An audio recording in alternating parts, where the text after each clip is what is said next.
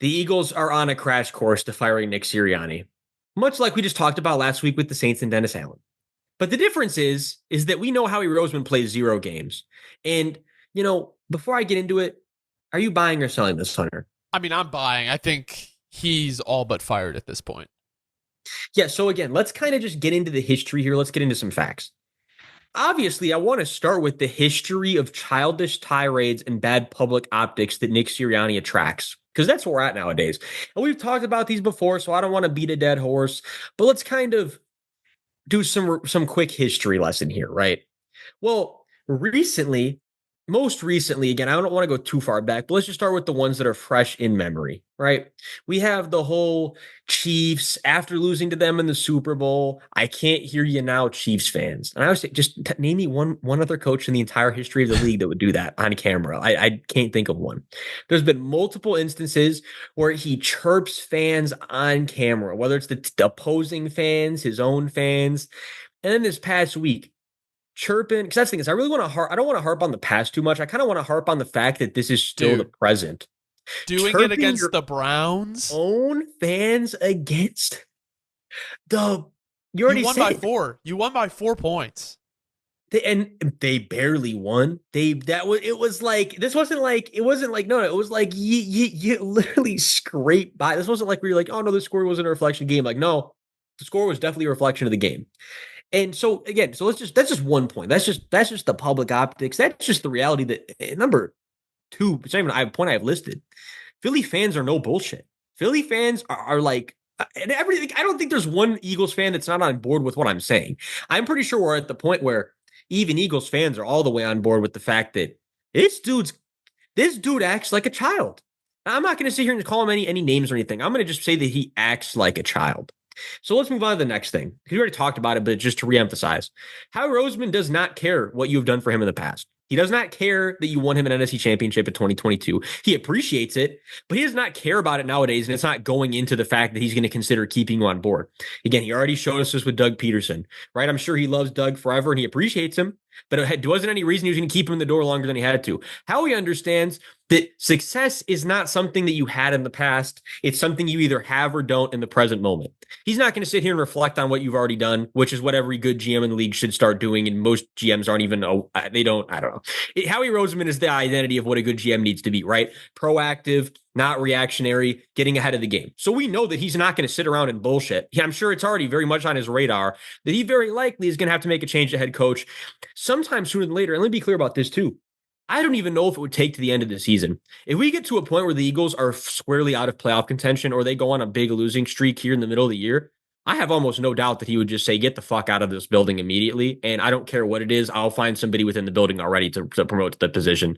Because again, not only are you childish and a bad reflection of the team to the general public, but you get paid a really good amount of money and you don't do anything essentially besides be the team's hype man, which is pretty much where we're at nowadays, right? Calling it for what it is.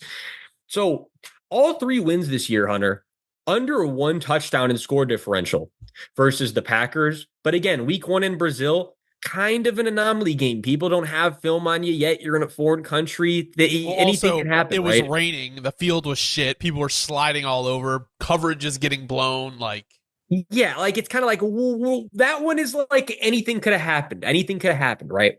And then the Saints, a game that they very well should have lost. They are literally a Saints DBs not running into each other against a mesh play away from losing that game and being 2-4 right now.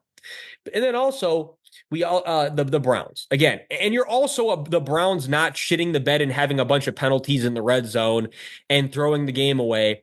From then, if you want to combine the Saints and Browns from basically call it for what it is, very fortunate wins, you could be sitting genuinely at 1-5 right now. And if that was the case, again, let's be clear, Nick Sirianni would probably already be fired. I don't think there's anyone who's sitting here questioning that. Howie Roseman would have already pulled the trigger and said we're making moves internally and we're going to figure it out from here. Even though the season might have been over, if that was the case, at least we're not going to sit here and just be reactionary. We're going to be proactive. And look, again, to get into the offense and the defense, and this is where again, I want to say this because these stats aren't going to sound very concerning, but that's why we're going to get into what makes it so concerning, right? 366 yards per game on offense, 220.6 passing yards a game, 146.2 rushing yards a game. On defense, 341.4 yards per game allowed, which is bad. 10 touchdowns allowed, but so that's only 11th in league. So kind of to contrast that, yeah, they allow a lot of yards, but at least they're good in the red zone and they keep teams out of the end zone most of the time. Right. So the red zone defense is good. The opponent's average time to throw, this is where things get really weird though on defense. 2.59 seconds. You would think when I'd say that, you'd be like, well, they must be going crazy in the pass rush. They must be getting to the quarterback. Well, that's not the case at all. They're actually only at 54 quarterback pressures, which is tied for 30th in the league, aka tied for second worst. So what you really are thinking is, and again, that's why the time to throw can be it's so polarizing, because sometimes it just means that teams are getting the ball out quickly because they have to, and sometimes they're getting the ball out quickly because they know exactly what the defense is doing and they can just get it there quickly because they understand exactly what the structure of the defense is. Well, in the case of the Eagles, it's that they know exactly where the ball needs to be and they can get it out quickly because the scheme is just overdone and outmatched at this point. Call it for what it is. We're kind of looking at this defense saying, is Fangio getting outdated? Is he not willing to adjust? I mean, I think we're kind of all on the same page with that. I think a big thing too, Dobbs, is okay, Sirianni's not the guy. What are you going to promote, Fangio or Kellen Moore? Like, neither of these guys really seem like they're going to lead a team. We know the relationship between Jalen Hurts and Nick Sirianni's strained.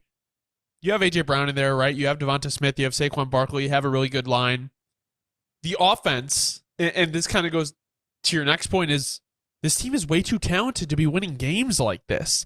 Like, they should be going out and dominating people. The games they lose, they should not be losing those games the way they're losing them. To only win by 4 to the Cleveland Browns, who are one of the worst teams in football, is just embarrassing. And it's one of those things where